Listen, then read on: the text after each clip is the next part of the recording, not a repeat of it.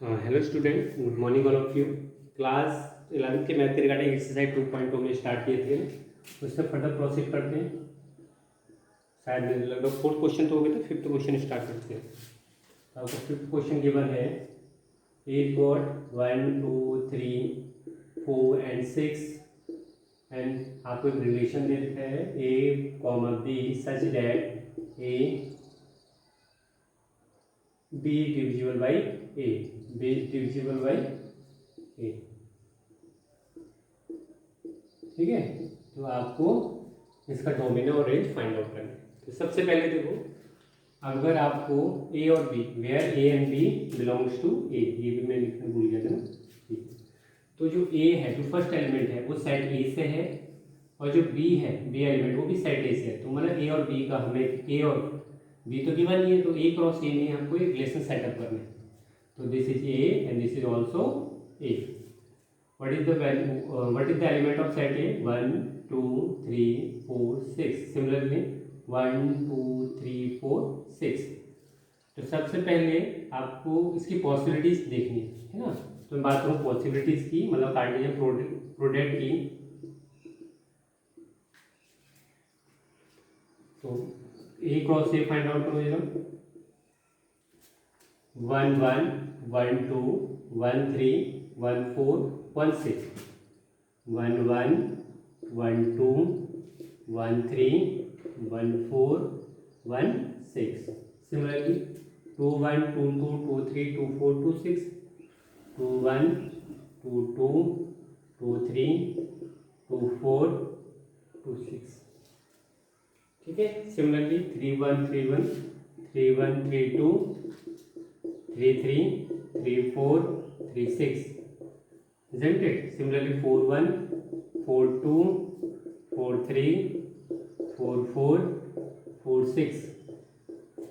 ठीक है, फिर 6 1 6 1 6 2 6 3 6 4 6 6, isn't it? तो आपको देखना है जो B है, B डिविजिबल बाई A है। जो B एलिमेंट है वो A से डिविजिबल है, ऑब्वियस बात है, ये कंप्लीट हो रहा है ना। तो ये हमारे का हो जाएगा। ठीक है, 2 1 से डिविजिबल हो जाएगा 3 1 से डिविजिबल 1 4 1 से 6, 1 2 से डिविजिबल हो जाएगा नहीं, क्योंकि ये डेसिमल की फॉर्म में आएगा, कंप्लीट नहीं हो रहा है, ये हो जाएगा, ये भी नहीं होगा, ये हो जाएगा और ये भी हो जाएगा ना। जैसे ये नहीं होगा, ये नहीं, this is yes, this is no, yes, no no no, yes, no no no no no, yes.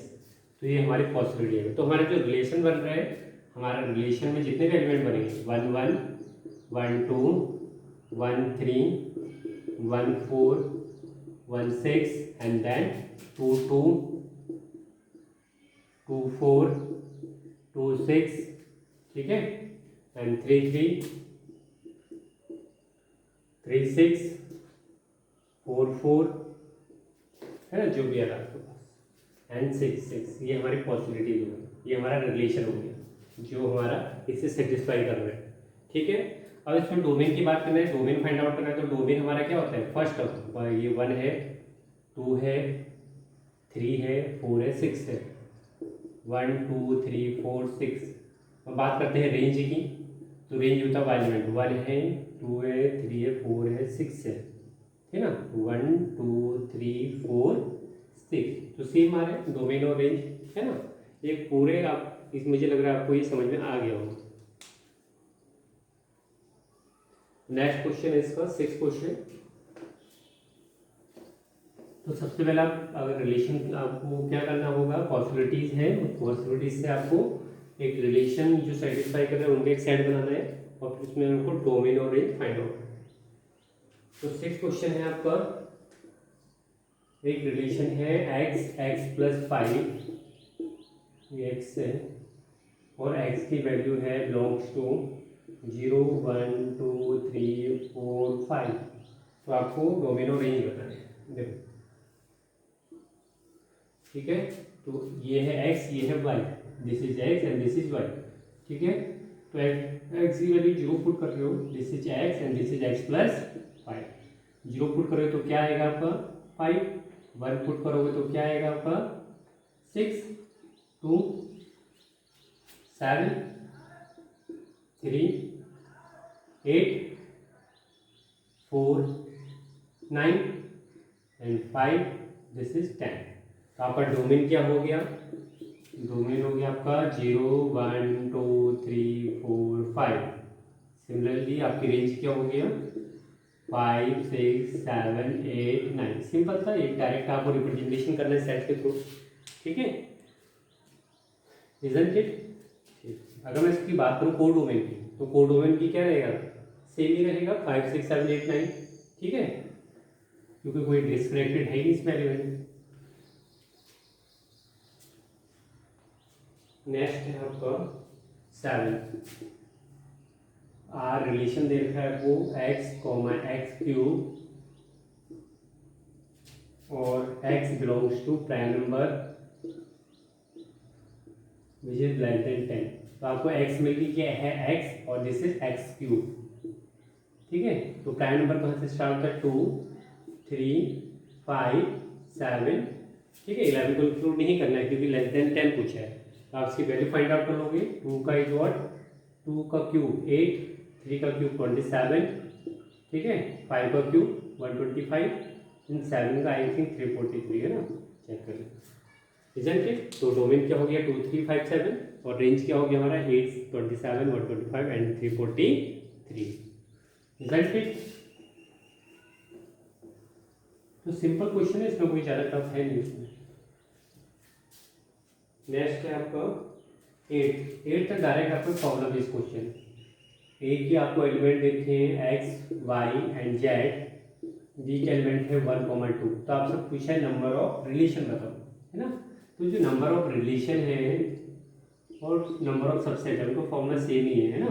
Number of subset 2 की पावर mn, 2 की पावर mn, m क्या होता है, इसके कितने एलिमेंट हैं 3, फर्स्ट सेट में कितने एलिमेंट हैं, और n कितने हैं 2, इसमें कितने एलिमेंट हैं 2, तो 2, 3 इंटू 2, तो 2 की power 6, I think 64, I think 64, ठीक है। mn क्या रिप्रेजेंट कर रहा है, m represent the number of element set A and n represent the number of element in set B, isn't it, ठीक है। तो ये आपका चैप्टर लगभग फिनिश ही हो गया। इसका सेकंड पार्ट करते हैं। फर्स्ट पार्ट था आपका नंबर ऑफ रिलेशन बताना था, सेकंड है आपका एक रिलेशन है a, b में where a, b belongs to z, z means integer, तो आपको बताना है a माइनस b ये इंटीजर है ना, तो इसमें डोमेन और रेंज बताना है, तो बताओ है ना। तो अगर मैं सपोज में a रखता हूँ यहाँ पे और यहाँ b रखता हूँ, इंटीजर क्या होते हैं 0, +-1, +-2, ये सारे इंटीजर होते हैं। तो अगर ये a है ना, ये माइनस बी इंटीजर देता है, तो a माइनस बी अगर इंटीजर है ना, तो b की वैल्यू क्या हो जाएगी a, b is what a minus z। तो किसी इंटीजर में से अगर आप इंटीजर ही माइनस करोगे, है ना, a और b इंटीजर है तो इंटीजर ही रिजल्ट आएगा। तो इसमें आप जितनी पॉसिबिलिटीज रखोगे 0, +-1 तो हमेशा इंटीजर ही आएगा। इसमें भी इंटीजर का सेट बनेगा और इसमें भी इंटीजर का सेट बनेगा। तो आपका जो डोमेन है किसी, क्योंकि आप किसी भी इंटीजर से इंटीजर को माइनस करते हो तो उसका ओवरऑल रिजल्ट क्या आता है इंटीजर, है ना।